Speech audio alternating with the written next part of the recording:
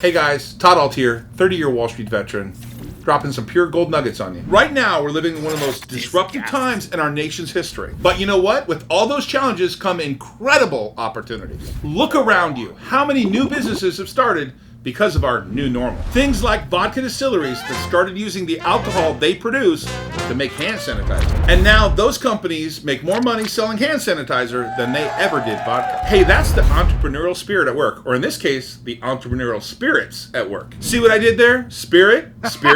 I've created entire companies that are solely dedicated to finding disruptive opportunities and turning them into profit.